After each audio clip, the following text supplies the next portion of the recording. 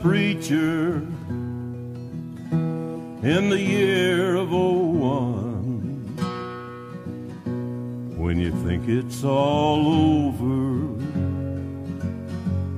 it's only begun. Howdy, pilgrims, and thanks for tuning in to another episode of Preacher vs. Preacher, a comparison companion and all that good stuff. We're back. We are. Here we go. This is where each week we get together. Season 2. We not only recap the show every week, but we're not doing that this week. We're not? No. Then when are we back? We're here too early. It's too soon. Oh, right. We've arrived early. Right. So I'm Bill Sweeney. Across from me is my buddy Tom. What's going on? That's my brother Bob. Hey, what's up? And normally you can hear us on the Wicked Theory podcast, but don't worry.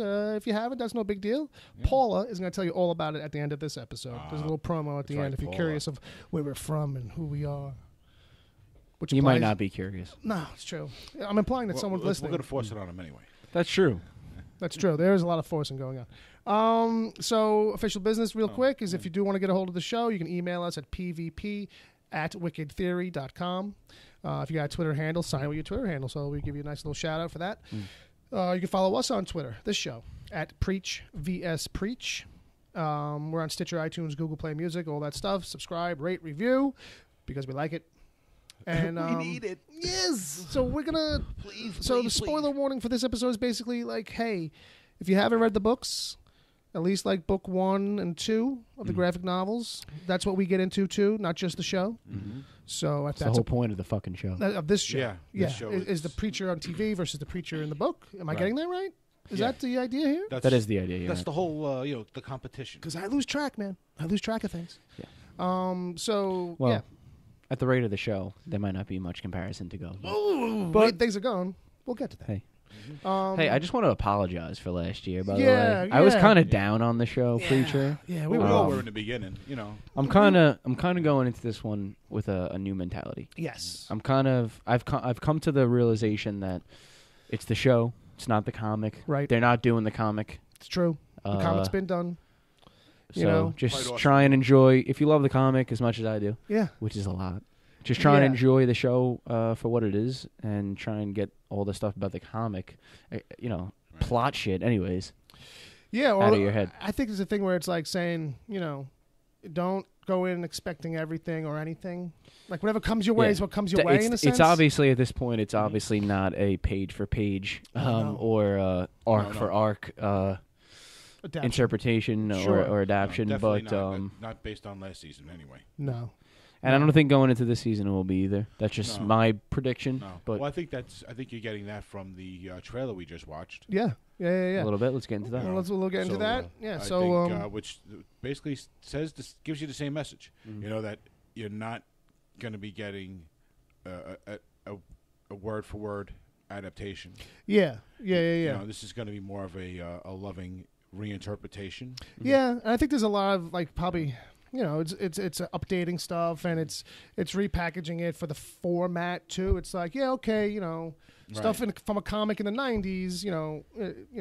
It's a question of now, like in the beginning of season 1, where they had to kind of fill stuff up and make stuff up more whole cloth. Right. That when they used to say, "Oh, we're keeping true to the spirit." Now I want to see what that means because now they're using more from the books this season.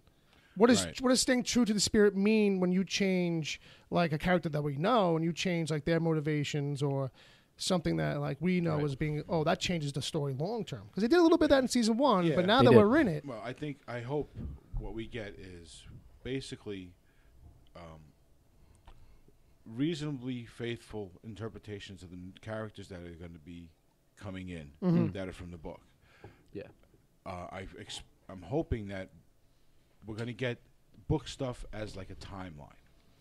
Yeah, it's like road markers to hit. Right. And I think that's... in between, it's going to be like, okay, this is kind of what happens in between. Now we got to have fun with that, and we got to change things around somehow to fit the time and everything. So I think as long as they hit those marks, then we're going to have, we're all going to be happy. Yeah, I think so. Yes. For us. One thing is definitely as the obsessives. Yeah, really. I mean, we were hard on the show last season, but in the end, we had a really good season. Yeah, was just we had to get away of our we fan. And we had to get away out of the way of our own fan state. state of mind a little bit, you know? Because we were ravenous about this book to begin with, so there was probably no way anything was going to survive and our scrutiny. Well, unless they did a page for page, you know. And then we'd probably be like, "Hey, they should have mixed it up a little bit." Yeah, we probably would have been.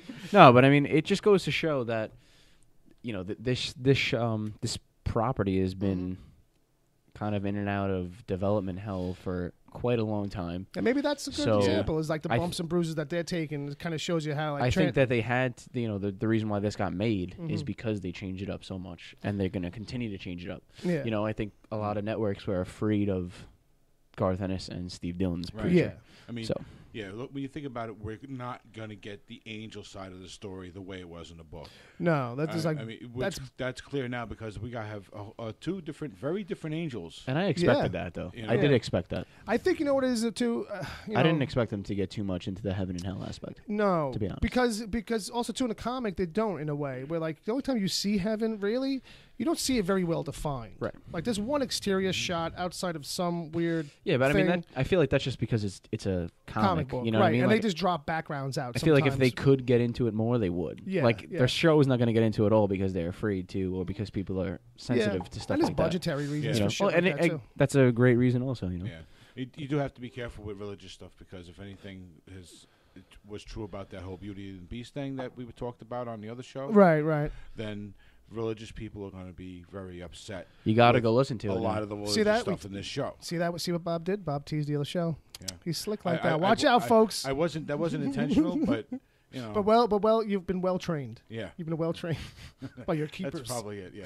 But no, but it is a fair point because I was thinking that coming out of this season we would have seen more, but maybe this season coming up is going to be the one that might start pissing people off.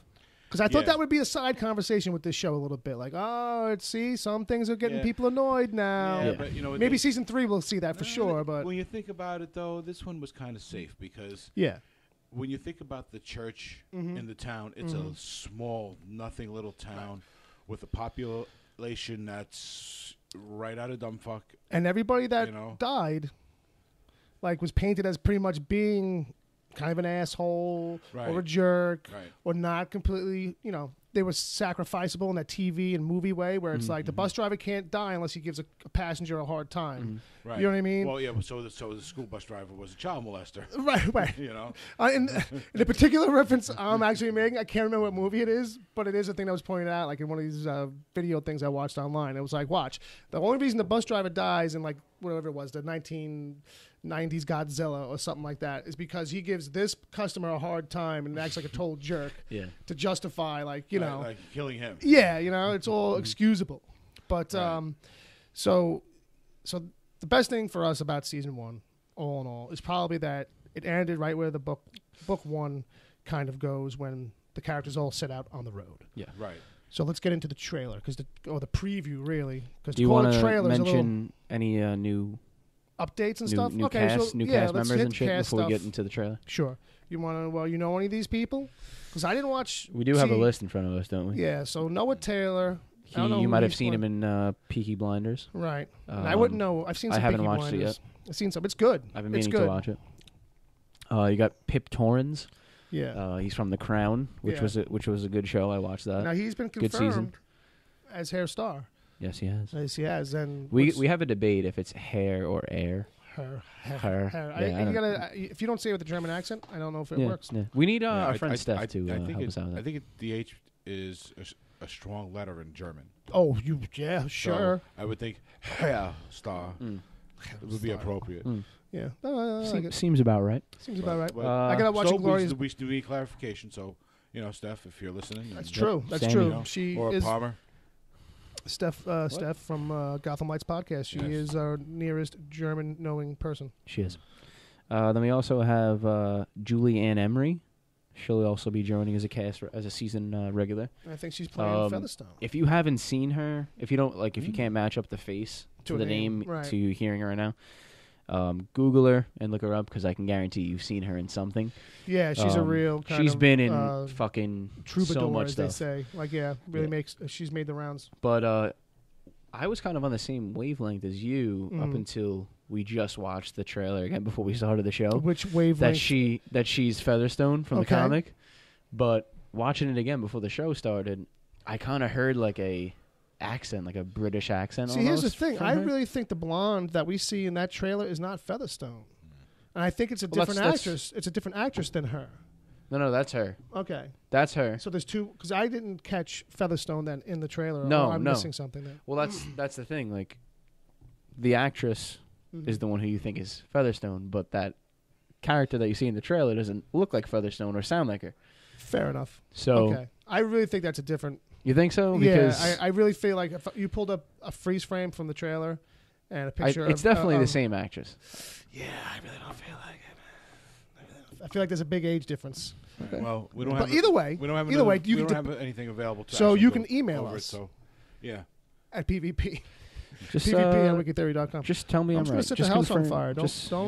I see that. Just confirm that I'm right, guys, by emailing us.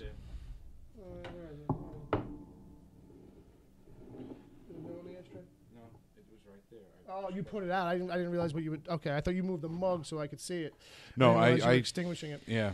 Okay. It was sitting in one spot. I was like, before this burns down, burns a hole in the furniture. Okay, I'm going to edit that out, but I'm going to come back in case it's glitchy and just say, Bob extinguished a fire that I started, and we're back. So, anyway, so if you want to, feed our debate, Super Bob. Yeah. Saving the day. Yeah, well, super's a strong word for that save. Well, what did you say, Bob? Who do you think she is Featherstone in the trailer? Or? Hard to say. I didn't really see much. It is hard to say. I'll say that. I don't even know what she looks like. So okay. And she was very menacing in that trailer, and that's why I kind of also feel like. Yeah. I felt like she was someone from heaven. If we're gonna go with someone from the comic, that's what I was going to think. She knows more than she's letting on. Yeah, something like that. So, and I vaguely remember a character that pops up. Maybe. Oh no, I'm thinking of the one from season 1 of the show. Okay, my bad. Very good. So let's get into the trailer for real. So it starts with them. They're on the road. That's cool. Yep. And Come On Eileen comes on the radio. Yep. And I think Tulip says she likes it, and Cassidy says it's shite, and I agree with Cassidy. Yeah, and I do too. But and by the end of the video of the trailer, Jesse says it's a good song. Right. So Jesse can be wrong too. Well, I think he's kind of in the middle.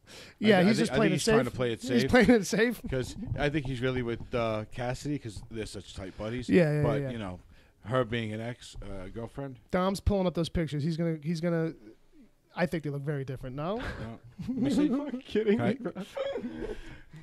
Just go to the one that way. Okay. Starts there. All right. That's her with really horrible makeup. Oh, okay, maybe that's what it is. Think Some so. bad Oh no, she's made up. Okay, for okay. sure. I mean, maybe I'm not staring. That might not even be a dye job on her. That might be a really bad wig. Okay, fair enough. Yeah. So they're driving, and basically, I think because Dom, like one of the things you pointed out to me was that, there is a little bit of campiness in this almost, and it's a thing that we kind of worried about in the conversation we had.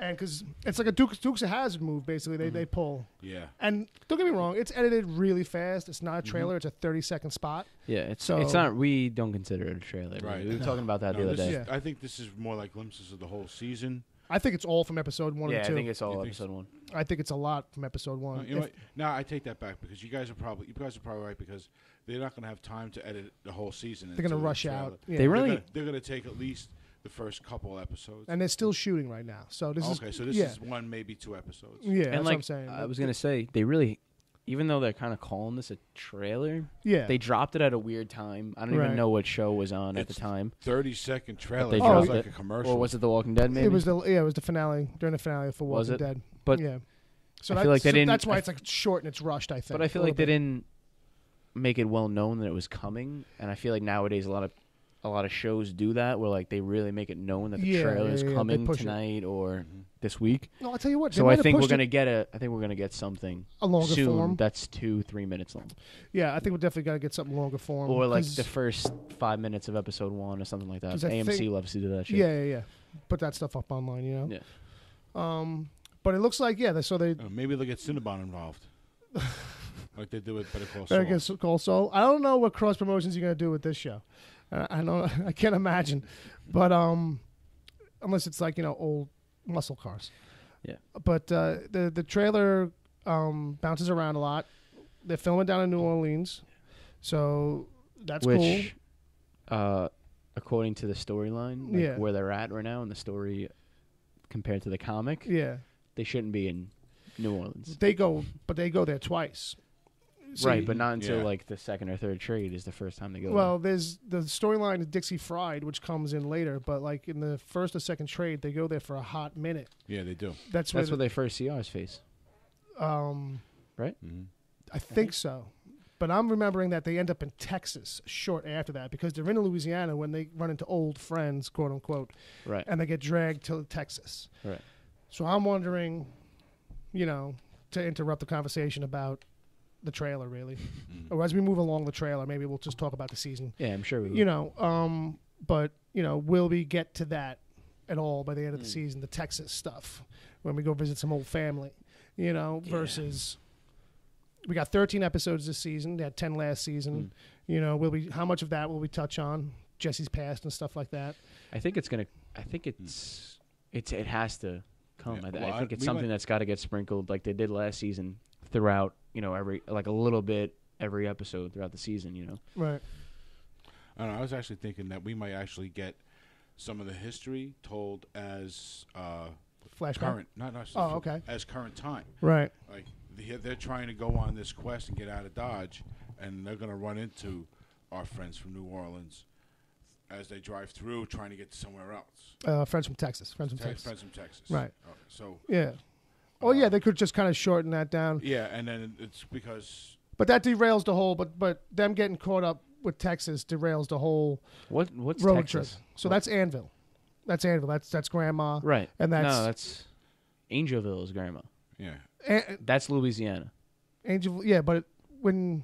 Anvil is when Jesse's in. It's like literally like between Yeah. Texas and Louisiana is like the vague description they put in the book. Right. So I always kind of referred to it in my headspace as Texas for some reason because it was like they had the longhorn steer on the front of the property and stuff like that. So I kind of cross-associated more with that. I guess I kind of forgot that it was that close. Right. Well, it's supposed to be a place in the middle of nowhere anyway. Yeah, it's like in the border between them. It's some nether. Out in the woods. But point being, the real thing is that just in general, because who knows if they'll do it in what order anyway. Anvil is a whole side story. Angelville, rather. He was right. He's right. Angelville. Yeah. Well, Angelville is the one I'm thinking they're driving out of Texas. They're trying to get away from. Our friend that we hope should be following them by now. Yeah. So there's that too in the trailer. There's a big shootout. It looks like it's the highway shootout we didn't get in season one. Yep. Basically, like an homage to it, or maybe it's a feel for it. Root. He doesn't pop up in the trailer. No. Obviously, but originally in the books, it was a bigger shootout at the end, kind of a thing. He kind of is the reason for it was a pretty violent one, and the Santa Killer shows up at the end. Yeah, yes. So I kind of wonder if we'll get just kind of like that. Maybe that's how we'll kick this season off. We'll get that for a cold open or something like that. That'd be kind of a nice way to start it, I think. Would be. And then we see them in the diner, and they head out, and then right away there's the Santa Killers stopping their path. Something like that, you know what I mean? And then it's like they have get that out of the way, and then they go off to roadblock ahead of them. Santa Killer's coming up behind them, something like that, Get squeezed. Because before they end up in Louisiana, he's already confronted the Santa Killers and held them off. Yeah, no, fair enough. So I'm thinking that's got to happen soon. Yeah. Yeah, well, that's kind of like I'm thinking that maybe this is it, Right. Could be. Should be. Right. Get him out of the way for a little while, and then and then he comes back, pops up, and scares. Speaking of the Saint, he's in the trailer. He's in the commercial. Pop up. He pops up real quick. You can see if you freeze frame it. There's like a 1/16th of someone's face. Mm-hmm. I think that's our star. Do you? Yeah. Just because I was thinking it's ours face. Yeah, but I mean, it's 1/16th of a head. You can't tell. I mean, refresh my memory because it's been like a year now since we watched the show. Yeah. Our space is still in hell, right? Yes. Our space is still in hell, and he's gonna. That's why I was. Right, the last thinking one, there was like flashes of like hallucinations of him. Right. Well, that's what it's like. What did we see? Because he shows up in the trailer too. Yeah. Well, that's why my theory, kind of going forward with his character, is that he's going to get brought home to Earth by the Saint. There's really no other way. Yeah. I mean, I think like other than an angel or a demon. What's their name? What's their names? Fior and DeBlanc, yeah. Well, one short of those two, you know. Well, because now one of them's down there too, right? Oh yes. That's his out. That's the out. Because Fior or DeBlanc, whichever one is down there. I think DeBlanc's down there. He'll know how to get out, or he'll be able to get them out. You know, they'll meet up somewhere. I think that's the big how he gets out. Okay. And then still when Arseface next runs into them, much like in the book, he'll still be motivated for revenge on Jesse. Like, you know what I mean? Even more personal now. Right. You know? You sent me to hell. Right. You know? I got to brush up on my Arseface. But it's so funny because as sweet as Arseface is in the comic, they almost made him sweeter in the show. Yeah. Where it's like I can't picture him ever being so like trying to be a badass, like, you know what I mean? Trying to get redemption so hard on Jesse as much as he does in the comic. They can't do that rebel rocker naivete kind of thing that they pulled off in the comic. They tried to. I feel like that's like where I feel like that's a big miss for them. I think that goes back to the campy thing we were talking about, right? Because I thought more about that. And this is a show that I feel like it wants to kind of do the jokiness that's in the book, but the jokiness in the book is like a darker comedy kind of jokiness, right. Whereas what they're pulling Seth Rogen comedy, right? And what they're pulling off is something that ends up kind of borderlining this campy kind of thing. It's like just on the edge, like it's like the execution's almost missing. Like, and it's also kind of like quippy and witty, so it's like that sometimes reads like sometimes comes off as campy. I feel like, you know what I mean? Other comic book shit has fallen victim of that. I feel like. Oh you know, just virtue of the way the writers write the show. Yeah, and you never know what actors do with it. So sometimes it's like, okay, these are the best performances we're getting out of these guys. Yeah, this is true. Today. You know what I mean? But I don't think that's the problem with our cast. No, I don't think so. But well, evidently, with the way they're shooting these shows now, sometimes they're learning everything 5 minutes before they're videotaping it anyway. If you're taking the Marvel Netflix Iron Fist route, we'll worry about it the day of. Yeah. But just to get back to the trailer, stay on track. Yeah. What else? What other little notes we got for the trailer? We spoke about it briefly earlier, but we get a quick glimpse of that new cast member, Julianne Emery, who we debated was Featherstone or not. Sure. She quickly says they're powerful, and then we get a quick cut to Jesse, and he says, quote, "So am I." Right. So I don't really think those two are from the same scene. There's a message for somebody. And they're asking if we're done with the episode yet. Must be Palmer. Nope, it's Ed. Thanks, Ed. Thanks, Ed, for interrupting. Thanks for fucking derailing the fucking track. You know, Dom was here making a good point. Hi, are you done yet? Are you done yet? I want to talk to you about other things. Yeah. Can we talk about Toys for Toys?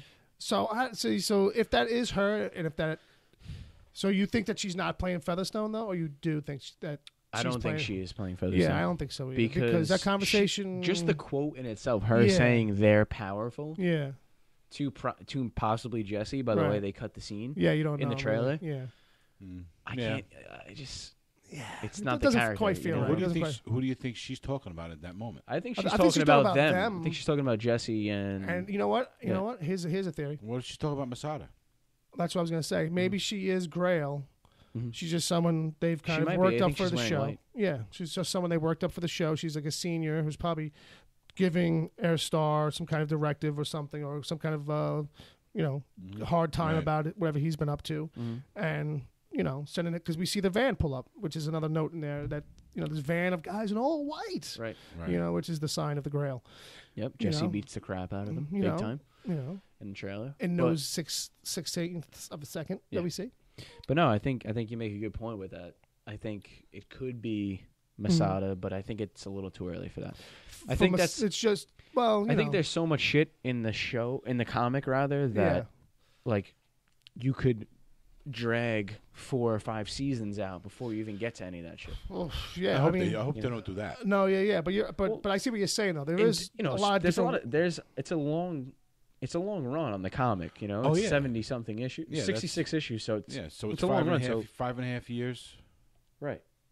You could do 3 or 4 seasons before, in my opinion, you get to the shit with France, because that doesn't come until the fourth trade, I think. Yeah, but here's the thing though too. I feel like the 6 trades, one season per trade. I mean, yeah, I mean, from here now, since we're just picking up a trade one. But here's anyways. the thing too, though. I feel like because we're also going to condense one of these trades into 10 hours. Mm-hmm. Like some of these trades, like you need to compress and contract a little bit. Some storylines, like we're referring to the volumes of the comic, right? The collected versions of the book, the actual. If you're not familiar with comic lingo, this particular run we're talking about, right? But when you look at it as separate storylines, yeah, then you end up having to condense certain aspects, certain areas, because there's a lot of stuff that's either not necessary or can be explained in video in 2 seconds. Right. Yeah. So you're going to get one trade might be 2 or 3 episodes. And that whole arc with Kincannon they already did.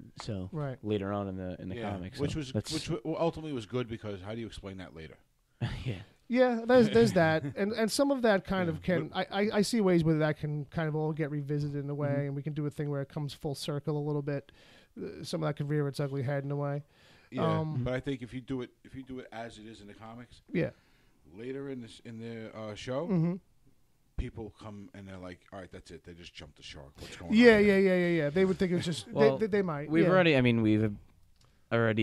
come to the consensus that it's not going to do the comic really. So a lot of this shit that we're talking about here, is kind of irrelevant. But or it's going to be like things that we're like, they're going to take the the broad stroke of the. Some of it's going to get repackaged and kind of like represented like different ways. It'll still be kind of cool and edgy, but it won't be the way that we remember it. Like, you know what I mean? It'll just be differently done. It'll be the same concept of each story arc from the comic. It just won't be that story arc. Yeah. It'll just be slightly different. Like we were saying earlier, how it was like a timeline kind of thing. Most of the important things are going to be there. They're going to be altered to fit current times. And the rest of it's going to be kind of up for grabs. We got to be happy with it.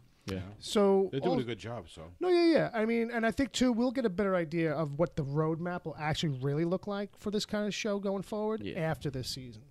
Like we came out of a season where they were kind of doing things different, like real different than the book. And so now coming out of the season, seeing where it ends. Then you could kind of say, well, you can loosely kind of like put a template or a map over the comics then. Like, okay, season 1 went from here to here. If they run loose of that or similar, then, Yep. I agree. So one of the more interesting things Dom liked a lot was the dog. Did I like it? Or was I just interested by it? You were like, There's where a do difference. I get? You were There's like, a strong difference. I think what you said was, where do I get one of those suits, and how tight do you think that really is? And I'm like, you got to be lean. You got to be ready to sweat. Yeah. I want to. So do you? I don't know what to take away from it.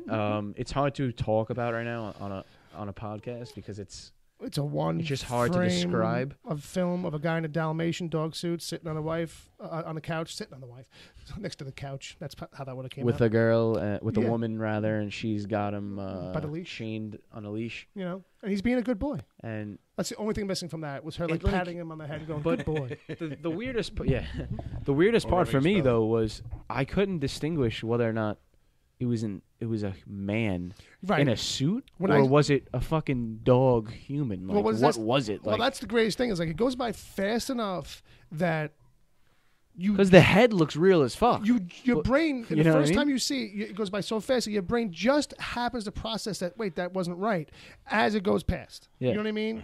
So it's not until like I saw the picture of a still that I was like, oh my God, like that's just like, and I've seen those costumes before. I kind of studied it. When I was shopping, but no. But I've seen some of that crazy stuff. Spencer's.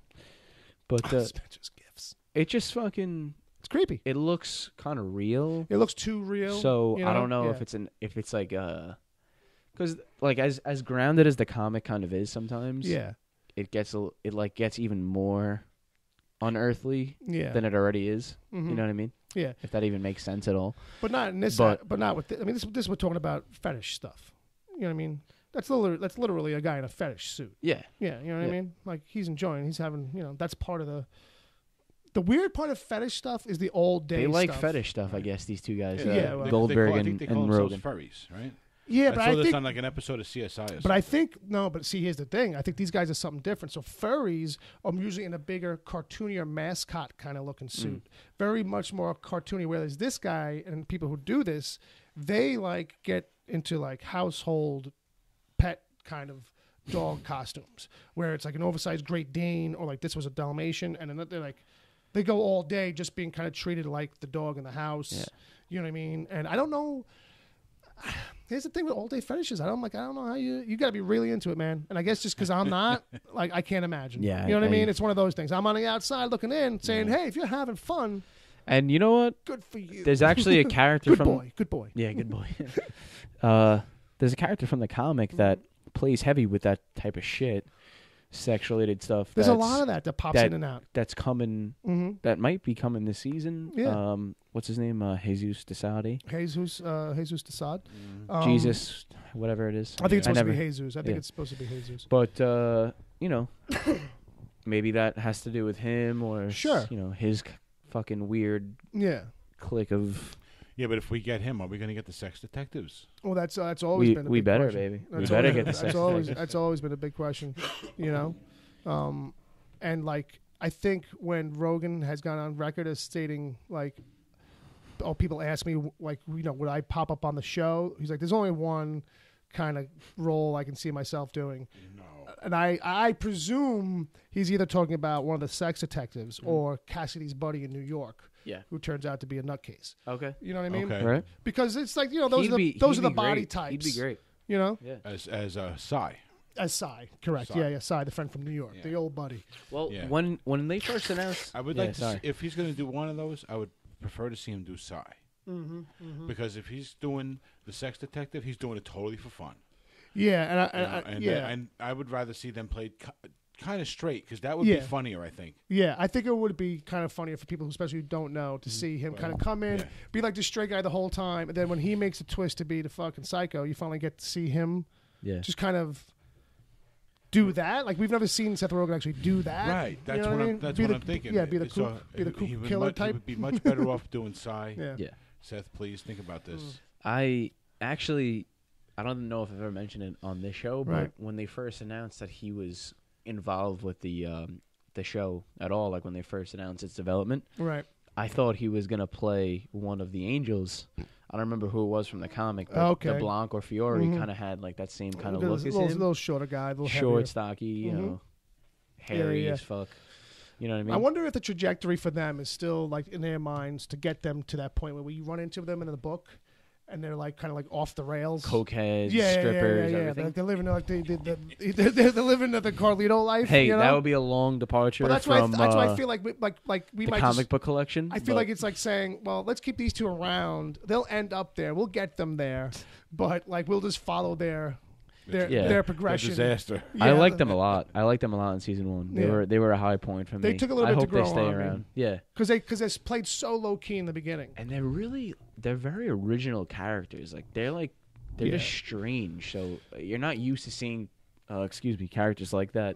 They're very Fargo type characters. Yes. Like if they were regular people, just not like, oh, they're fish out of water. Yeah. They'd be totally at home in a season of Fargo. Which is coming. Which is coming back 2 weeks. 2 weeks, bitch. If you're not watching Fargo, you're missing out. I guess I'm too busy watching Better Call Saul. Well, hey, that's coming back too. There's going to be a lot of shows to catch up on. Monday. Oof. You can hear what we think about all those shows on the other show. That's the Wicked Theory podcast. The Wicked Theory podcast. So, what else we got in there? We saw some Art's face. So back to Art's face real quick. Like he wakes up and I think he's got like a tag. Like someone was like, "Oh, is he in jail?" So that means he's on. Like this is not from us. Like, this is somebody else tweeted. Oh, good cred. You know, I'm just trying to keep where it's due. Some person. You know, that means he's like in prison or something. I'm like, stop. Like that's got to be a dream or an image, a false thing, or he's in hell and they have him in a cell. And I bet you like. If he's in hell, you will see the dad, you know, and it'll be like the dad has got him locked up and he's like torturing him or something. Or like maybe I was thinking about that. And I was like, oh, now that his dad basically died at the end of season 1 and he's down there, would they do that and have dad torturing him? Torture him or run into him. Maybe Arseface sees dad getting tortured by demons or something, some kind of thing. Who knows? But I feel like it's something that if they he's definitely in jail. I'm looking at it right now. Yeah. That's not a name tag. I just took a good pause on the trailer here. Yeah. And it's all serial all numbers. Yeah, serial numbers. Yeah, that's what I kind of meant. Like, yeah.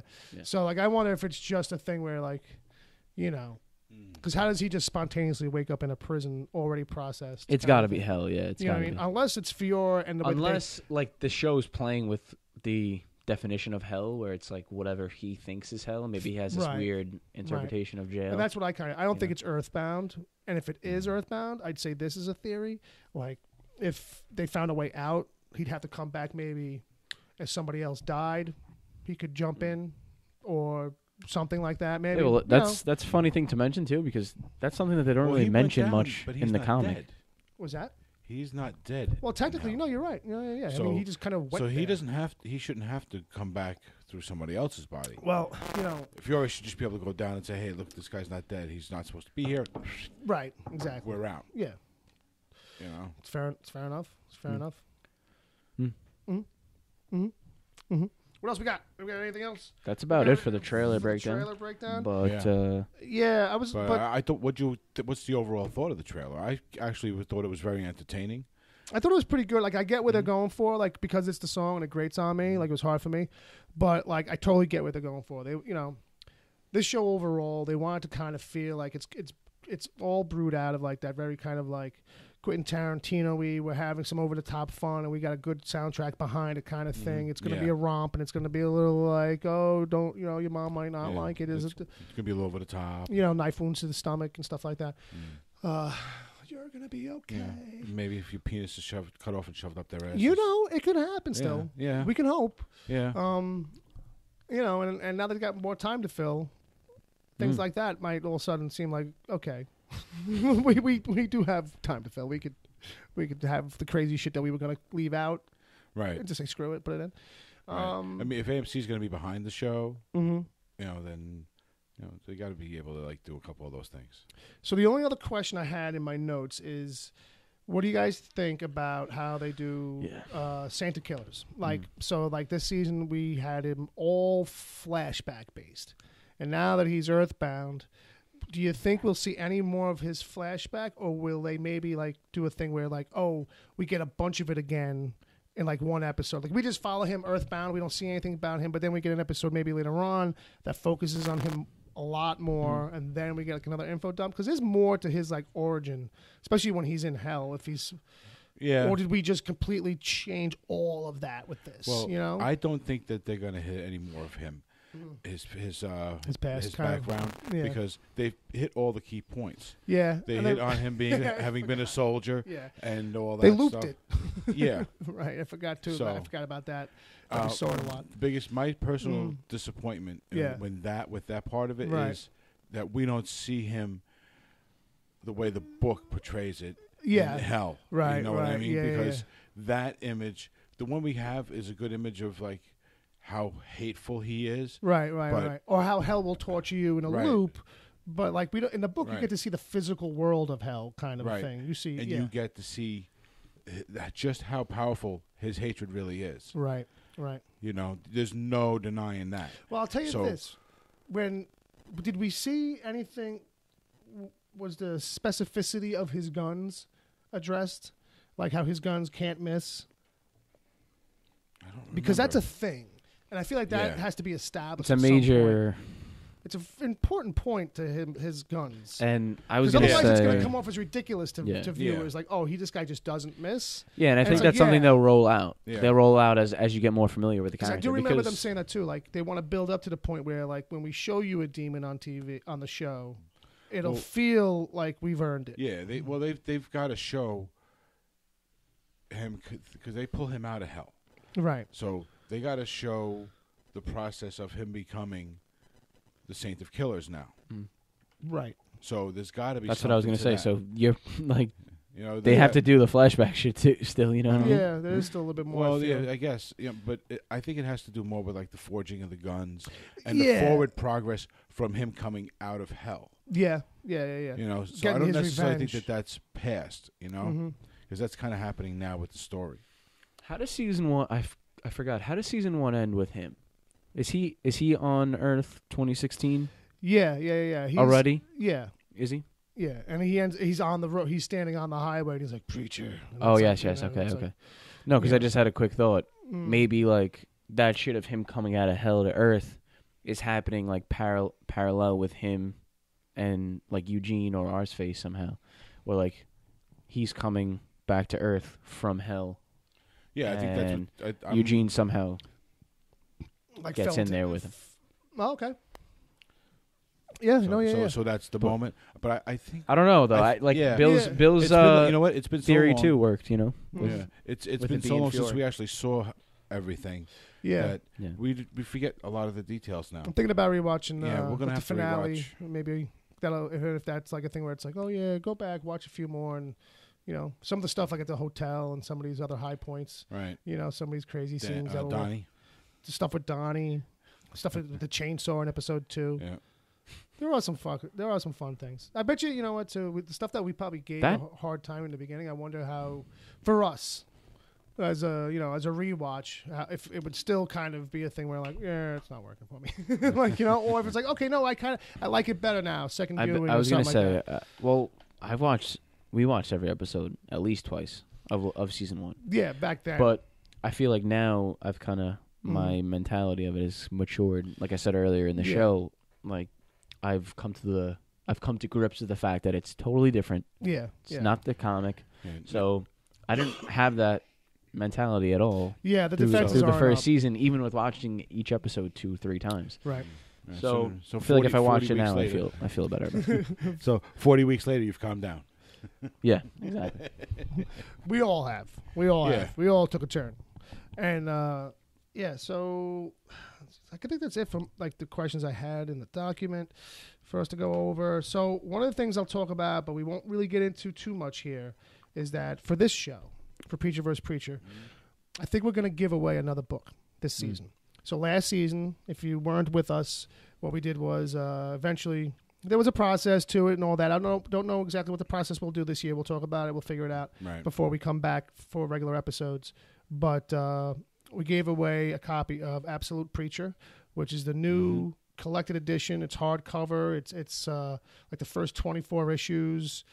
It's got like $150 retail value. It's got first issue script. It's got original sketches and stuff. It's a really nice piece. So our friend Chad NV, our listener, I should say, he didn't win it by nefarious means.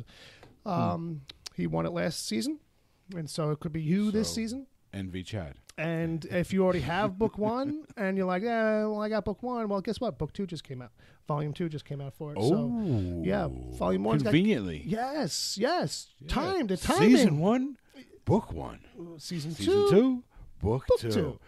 Wow. And book 2 came out with a lot more lead time than book 1 did. Book 1 came out like near the end of the season. Like that's where the release date was for it. And this one came out already. Like it's already out. But if you stick with us and hang out with the show, we'll tell you eventually, in episode 1, we'll probably, our episode for season 2, episode 1, will tell you the details and stuff like that. Yes. But that's what we're going to do for you, the lucky listener. Can I, like, under a fake name and a fake email, like, get involved in this? Or? Well, I mean, if it's fake enough where I never figure it out, I guess. Yeah. You know what I mean? You're just not gonna have. You could have to like just totally disregard the address. Well, then that's not fake enough. I'm just saying, if you had it worked out, and don't use my job's address either. I know that one too. So if anybody wants to mail us for this show, you can email us at pvp@wickedtheory.com. And again, we're on the Twitters, Preach vs. Preach. But you can find each of us on Twitter.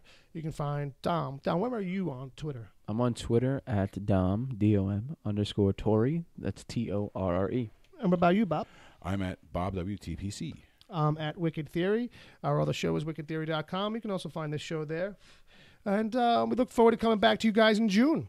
And until then, take care of yourselves. If something crazy happens and we really feel the need, like we have to talk about this because it's like some new long form trailer comes out and it like blows our mind or makes us insane, then maybe we'll turn the mics on and come back again. But the idea here is that we'll do this one little teaser up, and then the next time you hear us, or hey, if someone from the cast or crew wants to like be on our show, get in touch. Hey, Get in touch. Then we'll have another surprise episode. Oh, sure, boy, would we. And that's going to do it. Call us, guys. Yeah, call us. Don't be shy. Email. Don't be shy. Contact us. So with that, ladies and gentlemen, I think what we do is right about this time, we play this. Bye.